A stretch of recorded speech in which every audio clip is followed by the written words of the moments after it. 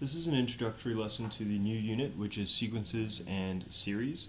So what we're going to look at is just like what is a sequence to start off with. So a number sequence is a set of numbers, usually separated by commas, arranged in an order. The first term is referred to as T1, the second term T2, third term T3, so on. Okay, the nth term, which means like an undetermined term later on in the sequence, is called Tn.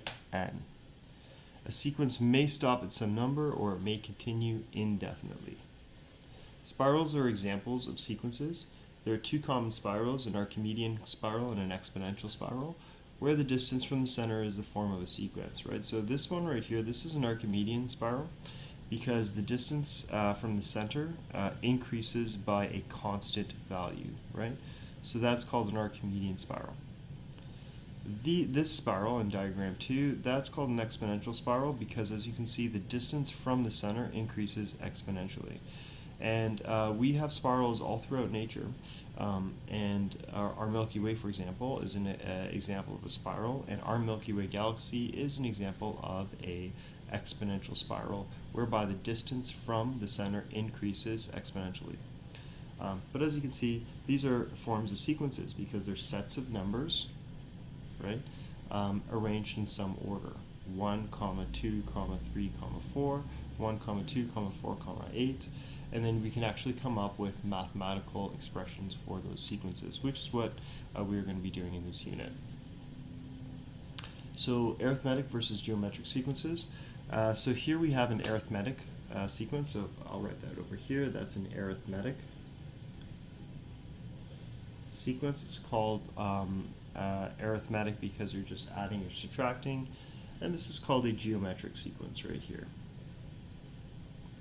It's raised to some sort of exponent. So what I'm going to get you to do is find the first 5 terms and graph them below. So what I'll do right here is I'll start you off with the first one. So t at 1 would be equal to, well, n is 1, so that means 3 times 1 minus 2, so that's 3 minus 2, that's just 1. Okay.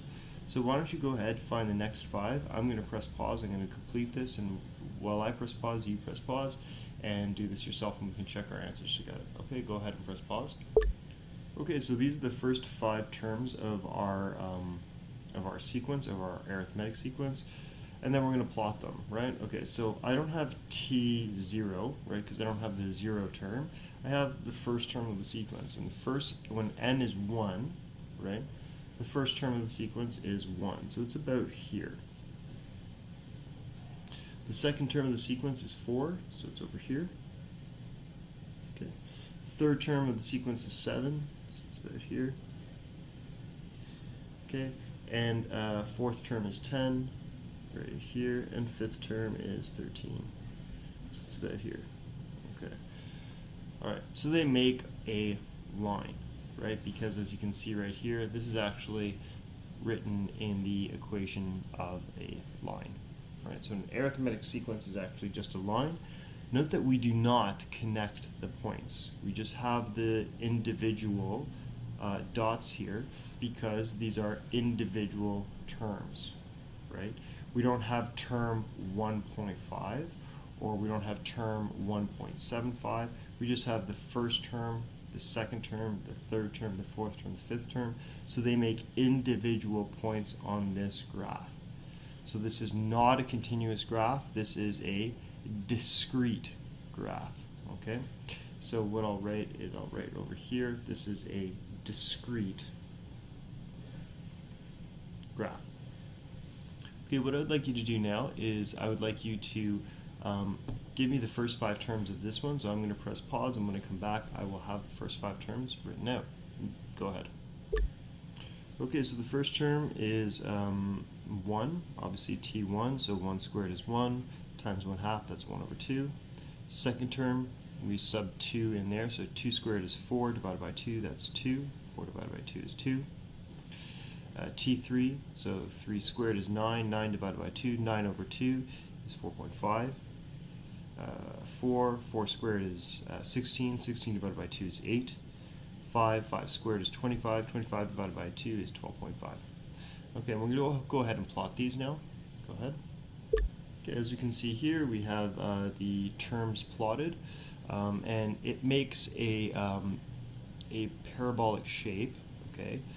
Note that we don't have a full parabola because we don't have negative terms, right? But we have the positive portion of the parabola, and that makes sense because we had n squared. So this is actually a quadratic sequence, right? But we have individual points again because we don't have like a term 4.5, right? So we just have these individual points right here. Now, as you can see, for every value of n, there is only one value of the sequence. So if we were to, like, for example, take a like a ruler or a straight edge, I'm just going to use a pen, right? We will see that it passes the vertical line test. And so this passes the vertical line test as well because for every term there's only one value. So for every x, there's only one y. So therefore, sequences are inherently functions and can be written using function notation, right? So, as you can see here, instead of writing Tn, 3n minus 2, we can just write f of n is equal to 3n minus 2, or f at n is equal to 2n squared, right? You can just use function notation as well, but you can also use a sequence notation. Note, we said right here, sequences are discrete functions, not continuous, since there are no values between each term. So when you would go to graph sequences, you only graph points. You do not connect the points because there are no values in between the term values. Okay, so that's just the introductory lesson, and we're going to look at both arithmetic sequences and geometric sequences in the following lessons. Thanks for watching.